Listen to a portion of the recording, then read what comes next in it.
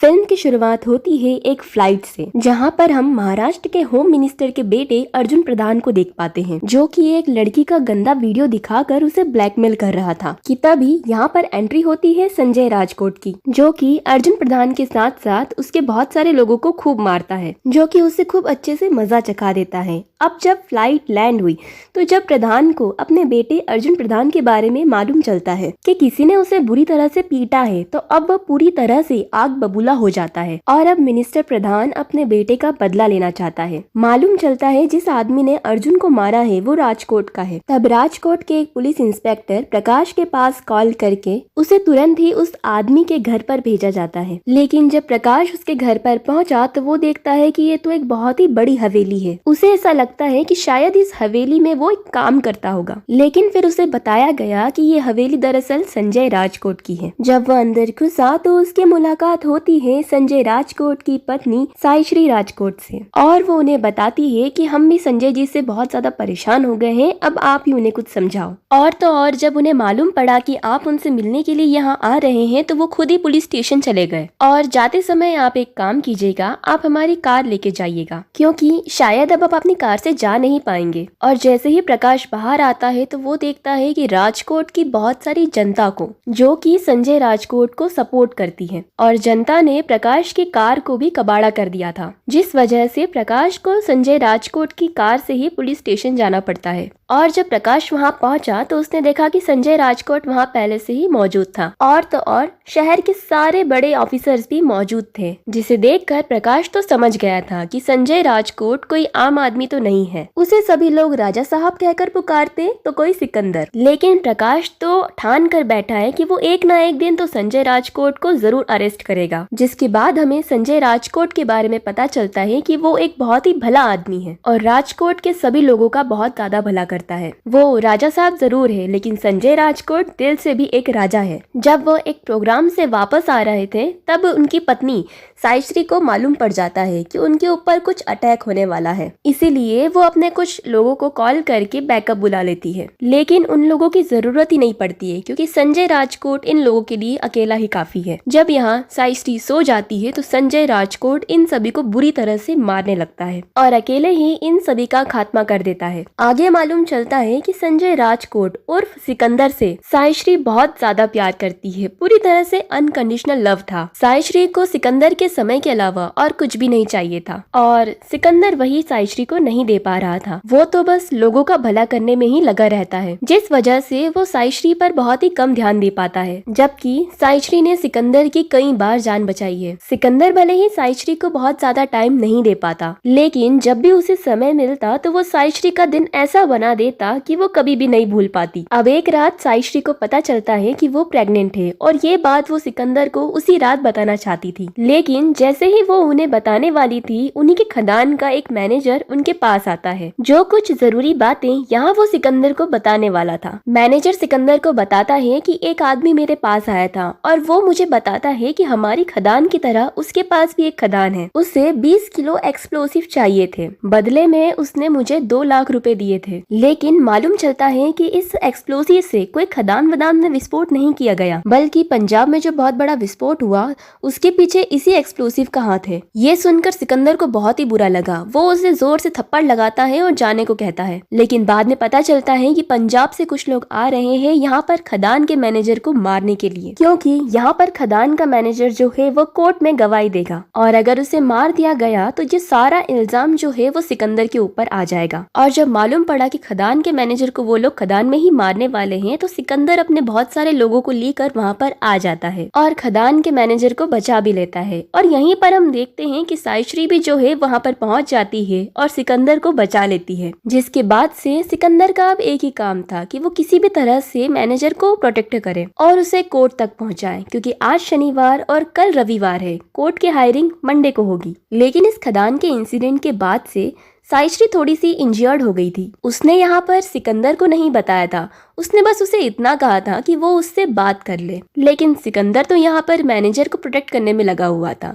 फिर साइश्री को हॉस्पिटल में एडमिट कर लिया गया था। वह अपने साथी अमर से साइश्री की सारी खबर ले रहा था। अब मंडे को खदान के मैनेजर की गवाही ले ली जाती है और ये केस भी यहीं रफा दफा हो जाता है। लेकिन तभी यहाँ पर सिकंदर को मालूम चलता है कि साइश्री की मौत हो चुकी है, जिससे मालूम चलता है कि खदान में उस दिन जो हमला हुआ उससे साइश्री को गंभीर चोटें लगी हुई थी। लेकिन साइश्री ने ये बात सिकंदर को नहीं बताई थी। लेकिन तभी जब सिकंदर को साइश्री की मौत की बात का पता चलता है तो उसकी तो पूरी जिंदगी ही पलट गई, क्योंकि जिससे वो सबसे ज्यादा प्यार करता था वो सिर्फ और सिर्फ साइश्री ही थी। साइश्री उसकी पूरी की पूरी जिंदगी थी, क्योंकि उसके अलावा उसकी फैमिली में और कोई भी नहीं था। अब साइश्री उसे हर जगह दिखाई देने लगी थी। उसकी पुरानी बातें उसे याद आने लगी थी। उसे याद आता है कि वो अपनी पत्नी साइश्री को समय नहीं दे पाता था। कि तभी सिकंदर को मालूम पड़ता है कि साइश्री ने अपने ऑर्गन्स डोनेट करने के लिए कुछ फॉर्म फिलअप किए थे, जिसमें यहाँ साइश्री के हार्ट, आईज और लंग्स को निकाल लिया जाता है। कुछ दिन ऐसे ही निकल जाते हैं, लेकिन यहाँ पर राजा साहब मतलब सिकंदर साइश्री को नहीं भूल पाते हैं। जब उसे मालूम पड़ा कि साइश्री का दिल कहीं धड़क रहा है, उसके लंग्स से कोई सांसें ले रहा है, उसकी आंखों से कोई देख रहा है, तब सिकंदर डिसाइड करता है कि वो इन लोगों से मिलेगा ताकि वो महसूस कर पाए कि साइश्री बिल्कुल पूरी तरीके से सेफ है। क्योंकि वो साइश्री को तो नहीं बचा पाया, लेकिन वो इन लोगों से जरूर मिलेगा। तभी वो अपने लोगों को लेकर सीधा महाराष्ट्र पहुंच जाता है, क्योंकि ये तीनों लोग भी वहीं महाराष्ट्र में रहते हैं।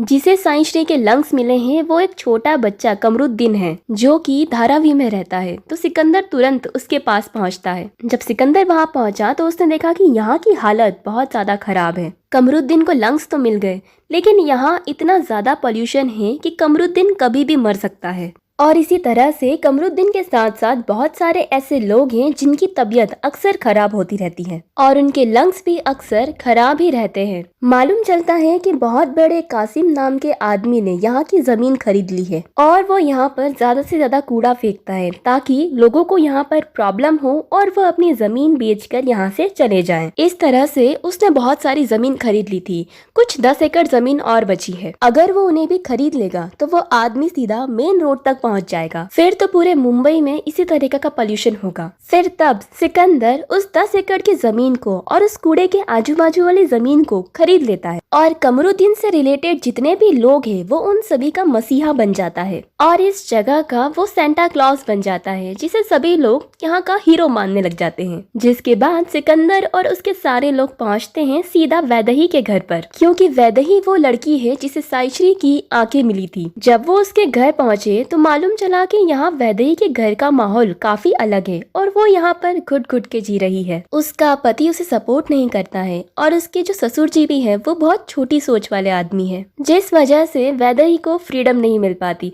वैदेही को आंखें मिल जाने के बाद भी वो लोग वैदेही को सपोर्ट नहीं करते। जिसके बाद हमें निशा नाम की लड़की के बारे में बताया जाता है और साइश्री का हार्ट भी निशा के ही पास होता है। लेकिन यहाँ पर निशा की भी हालत बहुत खराब है। उसकी हार्ट बीट थोड़ी स्लो हो गई है और उसे बहुत प्रॉब्लम आ रही है। तब सिकंदर ने दुनिया के स्पेशलिस्ट डॉक्टर से बात की और ऑनलाइन ही कंसल्ट दिलवाकर यहाँ निशा को पूरी तरह से ठीक करवाया गया। अब आगे हम देखते हैं कि सिकंदर अपने लोगों के साथ वापस जाने लगा था। सिकंदर और उसके लोग ट्रैफिक में फंसे थे। वो देखते हैं कि मिनिस्टर प्रधान की रैली चल रही है और जब मिनिस्टर प्रधान के लोग भी सिकंदर को देखते हैं तो मिनिस्टर प्रधान अपने बेटे को यहाँ सिकंदर के पीछे छोड़ देता है। अर्जुन अपने बहुत सारे लोगों को लेकर सिकंदर के पीछे जाता है और उसे जान से मारने के लिए आता है। जिसके बाद ही उन दोनों की गाड़ी की चेंजिंग होती है।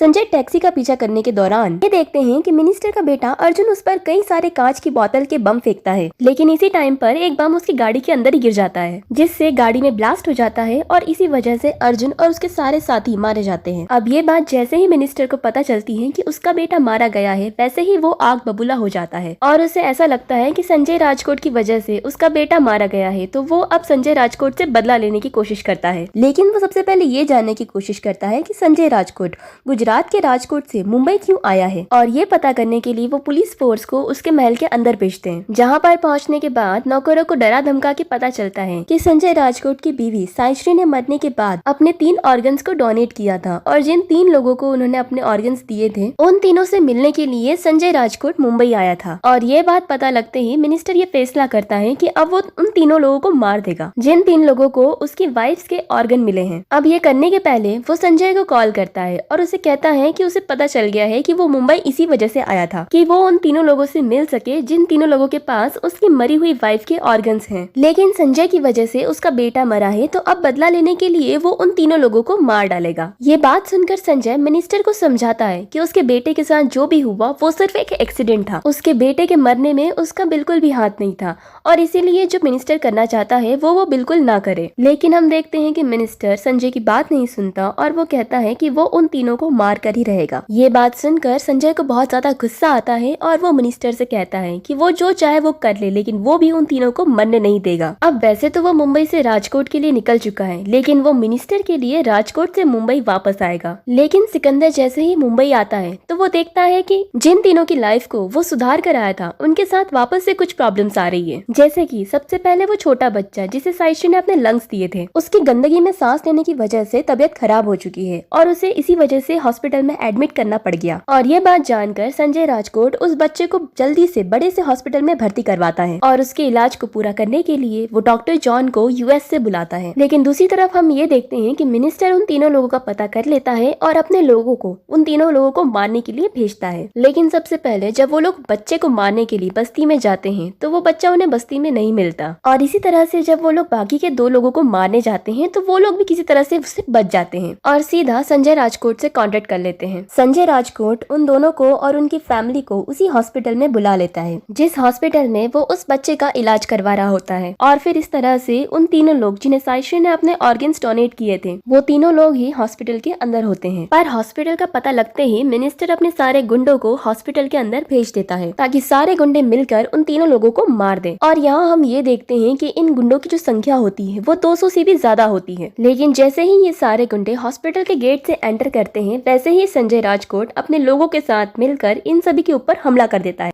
और एक एक कर इन सारे गुंडों का ढेर कर देता है। इसी टाइम पर मिनिस्टर ने उस डॉक्टर जॉन को इंडिया पहुंचने से रोक दिया होता है क्योंकि जैसे ही वो फ्लाइट लैंड करके मुंबई एयरपोर्ट पे पहुंचता है वैसे ही मिनिस्टर ने पावर का यूज करके डॉक्टर जॉन को वहां पर डिटेन करवा दिया होता है। ये बात जानने के बाद संजय राजकोट सीधा दिल्ली में इंडियन पीएम को फोन करता है और उनकी अप्रोच लगाकर डॉक्टर जॉन को एयरपोर्ट से बाहर निकलवा लेता है। जिसके बाद डॉक्टर जॉन जल्दी से अस्पताल आते हैं और बच्चे का इलाज करना शुरू कर देते हैं। ये सब करने के बाद संजय राजकोट उन तीनों लोगों को तो बचा लेता है जिन तीनों लोगों के पास उसकी वाइफ के ऑर्गन्स हैं। लेकिन ये सब देखने की वजह से उसको मिनिस्टर पे बहुत ज्यादा गुस्सा आता है और इसीलिए वो डिसाइड करता है कि अगर उसे इस दुश्मनी को खत्म करना है और इन तीनों लोगों की जान बचानी है तो अब उसे मिनिस्टर को रास्ते से हटाना पड़ेगा। और इसीलिए ये तय करने के बाद ही वो सीधा उस मिनिस्टर के घर जाता है एंड उसके सारे गार्ड्स को बीट करके वो उसके रूम में घुस जाता है और फिर वो मिनिस्टर को पंचेस मार मार के उसे जान से मार देता है जिसके साथ उसके दुश्मन के खत्म होने के साथ ही उसके दुश्मनी भी खत्म हो जाती है। लेकिन ये सब करने के बाद ही जब संजय तीनों लोगों से मिलने के लिए अस्पताल में वापस आता है तब वहाँ पर इंस्पेक्टर प्रकाश अपने कई सारे इंस्पेक्टर्स के साथ आता है और वो सिकंदर को अरेस्ट कर लेता है क्योंकि संजय राजकोट के ऊपर मिनिस्टर को मारने का आरोप होता है और अभी हॉस्पिटल में भी जो वायलेंस हुई उसमें भी संजय राजकोट को दोषी पाया जाता है। लेकिन जब इंस्पेक्टर प्रकाश उसे अरेस्ट करके यहाँ से ले जा रहा होता है तभी उसके पास दूसरे पुलिस वाले आते हैं और वो इंस्पेक्टर प्रकाश से कहते हैं कि वे जल्दी से संजय राजकोट को रिलीज कर दें क्योंकि संजय राजकोट को रिलीज करने के कोर्ट से ऑर्डर आए हैं और इसीलिए वो लोग संजय को अरेस्ट नहीं कर सकते हैं। और रही बात संजय राजकोट पर लगे आरोपों की तो जब उनकी कोर्ट में पेशी होगी तो वो उन आरोपों को खुद ही फेस कर लेंगे और फिर इसी के साथ ये पूरी मूवी यहाँ पर एंड हो जाती है। तो फ्रेंड्स ये थी सिकंदर मूवी की एक्सप्लेनेशन। इस मूवी की स्टोरी या फिर हमारी वीडियो पसंद आई हो